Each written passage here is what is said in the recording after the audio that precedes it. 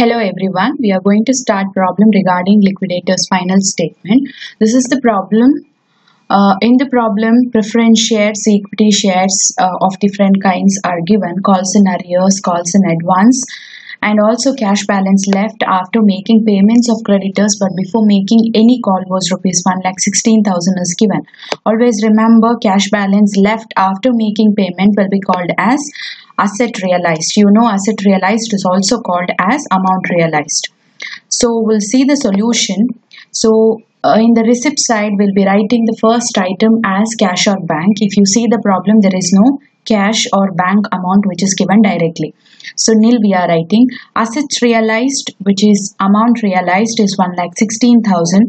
Surplus from secured creditor, and secured creditor is an optional one.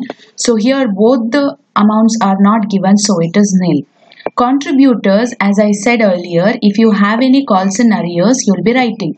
In the problem, we have only one calls in arrears, that is 4,000. So that information is written here.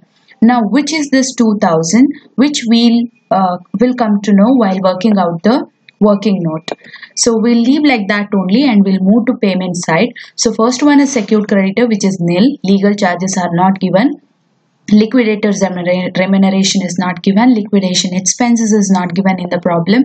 If you see the problem, you'll understand all those expenses are not given. Information mainly related to shares are given in the problem.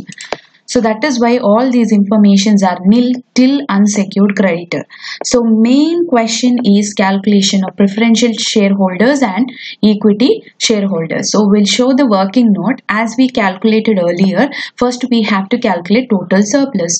Total surplus is nothing but receipts minus payment. So receipt total is 1,22,000 and from that you will be minusing 1,12,000 which is from your credit side, which is nothing but your 1,06,000 and 6,000, which is already given in the problem, which is given already. We are minusing that. So here 1 lakh is given, 6,000 is given, 6,000 is given, totally 1,12,000. After minusing, you will get 8,000.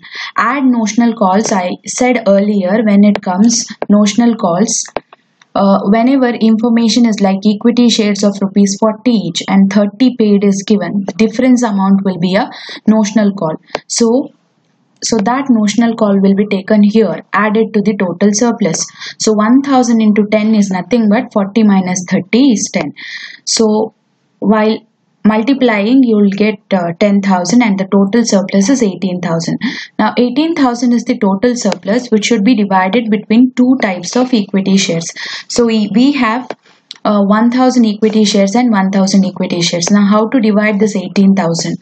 18,000 will be divided on the basis of their value, that is 50 each and 40 each. 50 is to 40 you have to consider.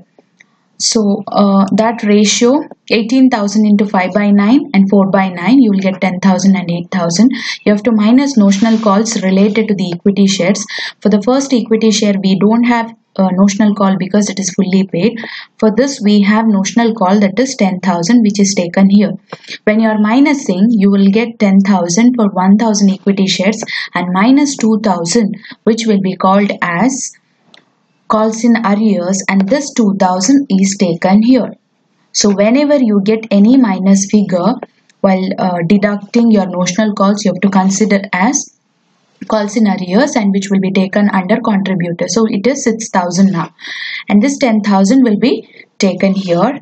You have to add and write as a equity shareholder. So total is 16,000 and the total answer is 1,22,000. Thank you.